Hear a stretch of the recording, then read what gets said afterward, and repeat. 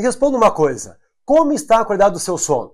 Você se sente cansado ao longo do dia, sem vontade de estudar, sem prestar atenção nas aulas? Bom, a ciência pode ajudar você a resolver esses problemas e lembre que esse é o canal Educar Consciência, onde nós vamos sempre usar bases científicas para tentar esclarecer os mistérios do nosso cérebro, da nossa mente e também para que você desenvolva melhor o autoconhecimento e o autogerenciamento. Aproveite já para seguir o nosso canal, deixar aí o seu joinha e deixe no comentário a resposta dessa minha pergunta, como está a qualidade do seu sono. E lembrando, siga a gente também nas outras redes sociais.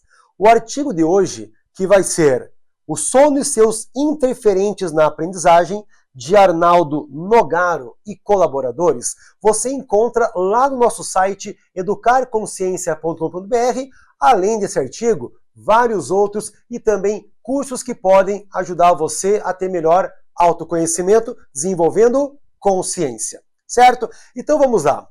Nesse artigo, Arnaldo e colaboradores, eles vão trazer algumas reflexões sobre a importância do sono e como que ele pode afetar a nossa memória, tomar decisões, o nosso aprendizado.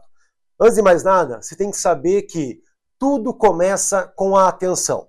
Para você memorizar algo, para você transformar isso em aprendizado, tem que primeiro dar atenção. E para você dar atenção a algo, tem que estar no ponto de vigília. Você não pode estar sonolento. Então nós temos o estado de sono e o estado de vigília. Então, se você não dorme direito, você não está no seu potencial de vigília, onde você não vai se concentrar, você não vai sustentar a tua atenção por muito tempo e assim você não vai gravar informações ao longo do dia. Talvez chegue no final do dia sem lembrar do que aconteceu de manhã. Se alguém perguntar para você o que você almoçou, você ficou tão automático que talvez você nem lembre o que aconteceu há poucas horas atrás. Bom, nesse artigo, ele traz então a grande importância de você ter sonos onde ele não vai falar quantas horas no mínimo. Né? Lembrando que isso daí há uma discussão. Por quê? Porque depende da idade, depende também de algumas situações, depende se a pessoa consegue ao longo do dia ter alguns momentos de repouso também. Mas a gente usa como padrão 8 horas de de sono regular, sono contínuo e sono noturno, porque aquele sono diurno não tem o mesmo poder de regeneração que o sono noturno. Nesse caso, nós temos as crianças que dependem mais horas de sono, crianças que vão chegar ali a 10, às vezes até 12 horas de sono. Tudo depende de um hormônio chamado melatonina. E a liberação da melatonina tem a ver com a nossa visão. Quando temos luzes chegando na nossa retina, isso vai inibir a liberação de melatonina e a tendência é que eu fique desperto.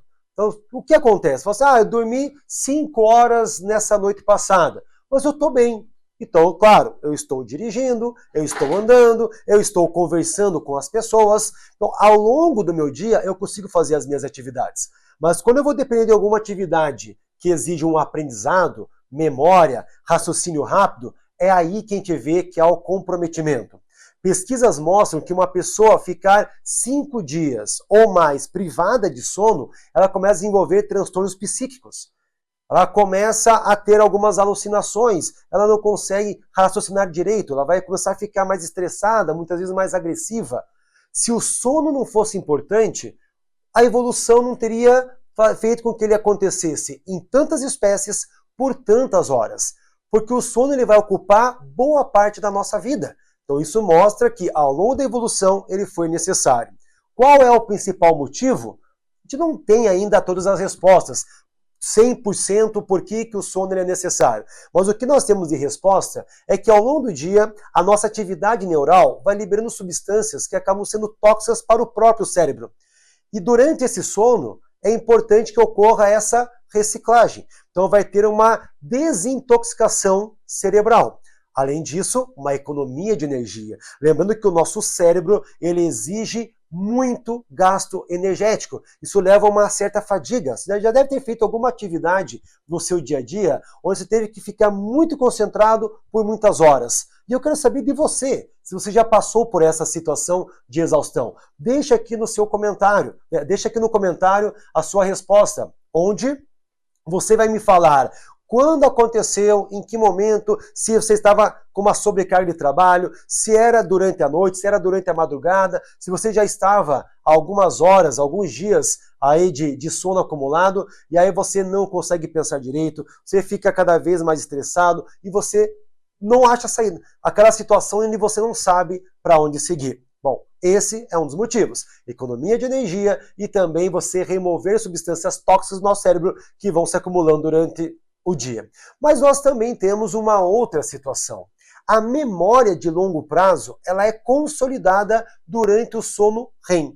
Bom, durante 8 horas de sono, vamos ficar com essa média de 8 horas de sono durante a noite, você passa por ciclos de sono não REM e sono REM. Esse sono REM, ele é aquele onde, né, a abreviação REM vem de movimentos rápidos dos olhos. Aquele sono profundo onde nosso olho fica mexendo de forma involuntária. Então parece que a pessoa ela está consciente, que ela está em grandes atividades, mas na verdade o cérebro dela está em grande atividade, mas ela está de certa forma inconsciente. As suas funções fisiológicas estão conscientes, mas não aquela ação consciente do meio externo dela. Nesse momento do sono REM, que você vai passar por mais ou menos 4 vezes num ciclo de sono de 8 horas, né? Porque lembrando que você tem ciclos de não REM, sono REM, aí você volta para o não REM, o sono REM. Esse ciclo completo vai durar mais ou menos 90 minutos.